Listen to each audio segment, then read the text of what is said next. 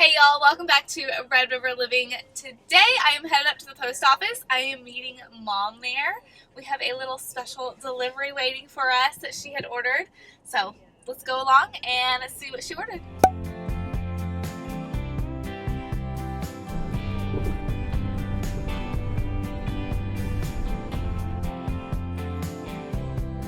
We have gotten our meat chickens in. We had ordered meat chickens probably a month ago and they have come in today, so we're going to get them home and get them some water and get them set up in their brooder.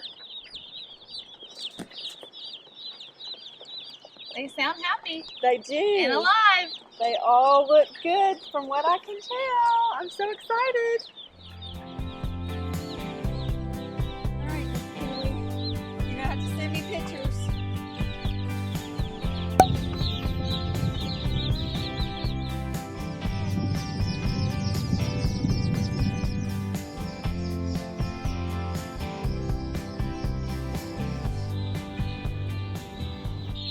Alright, so Mom has left me in charge. She's at work, so I'm going to go ahead and take care of these. I'm going to make sure make sure they dip everything into water so they know where their water's at, get the food set up in the heat lamp, and they will be all set to go. As far as I can see, it looks like we might have one casualty, but everyone else looks nice and healthy.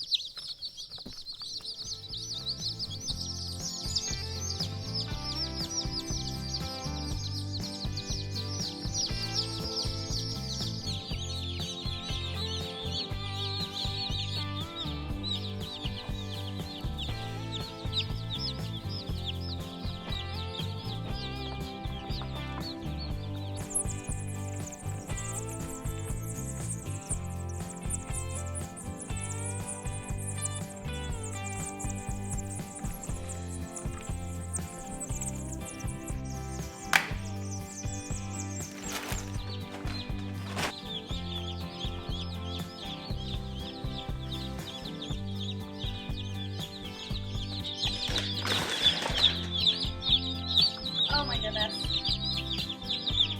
Ah!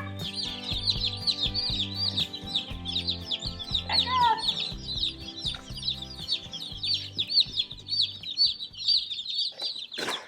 Alright, maybe this was a mistake. Go, go, go, go! Go! Go, go! Get out! Oh! Are you stuck? Oh. Okay.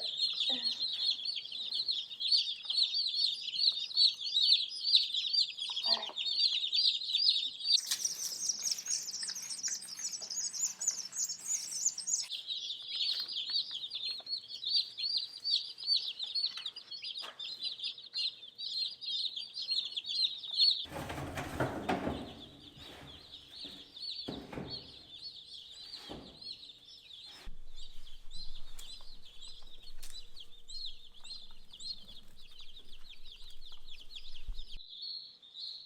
Alright, so I have got them all set up. Mom will get home at lunch and she'll check on them, but I've got food.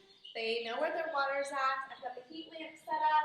I'm going to take a picture. I'm not sure if I've set it up exactly correct, so I'll get Mom to tell me whether or not that's right, but I think they're good to go. Again, we did have one casualty, and I did ask her if she ordered 60 chicks, so we might be left with 59.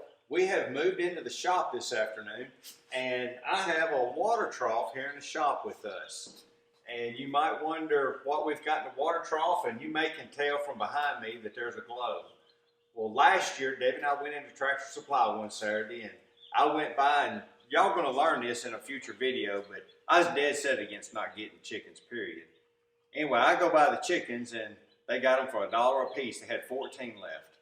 And I walked over to my wife and I said, hey, they got chickens over here, $1 a piece. She said, what? I said, yeah, there's meat chickens, 13 meat chickens and 1 Rhode Island Red. And so we bought all 14 of them that day, and last year we ended up, 13 of the 14 lived, and Rhode Island Red, we kept her, and we've got her running around with all our other chickens, and we processed 12 meat chickens. And so in doing that, we've ate them and we really like them. So I've got a book from Joe Salatine, and I started reading up on raising chickens and doing your meat chickens. And so I told Debbie, I said, well, we did 12 last year, let's order 60. And she said, what? I said, let's order 60. And I don't know where I come up with that number, but anyway, this morning, Debbie and Keely went to the post office and picked a box of chickens up and came home. And the reason I went with the water trough, I was going to build a brooder.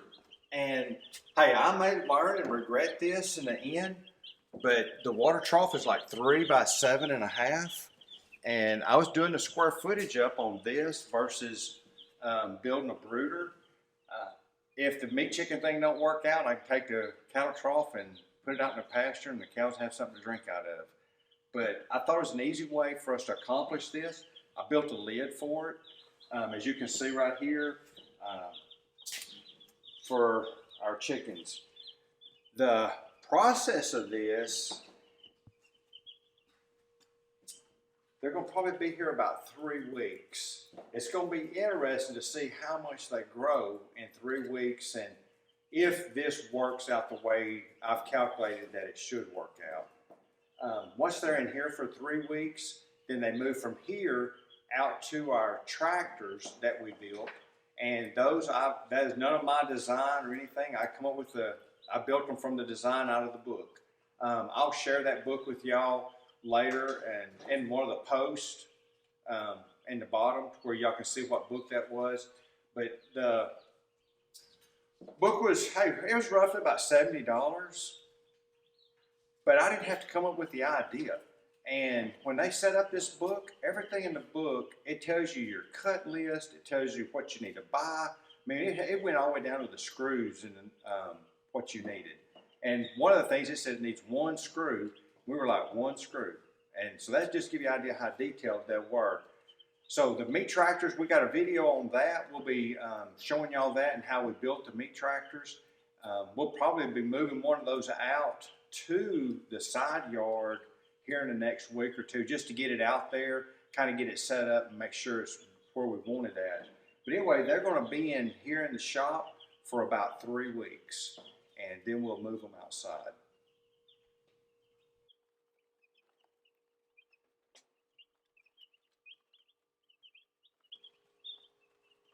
So I'm not sure just how much you can really pick up in the video right now, but they're like little race cars buzzing around through here.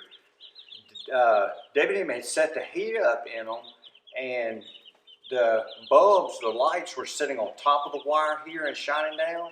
One of the things I noticed earlier today, that all the chickens were huddled together.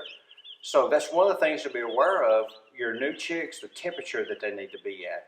And if they're all huddled up together, they're probably not warm enough.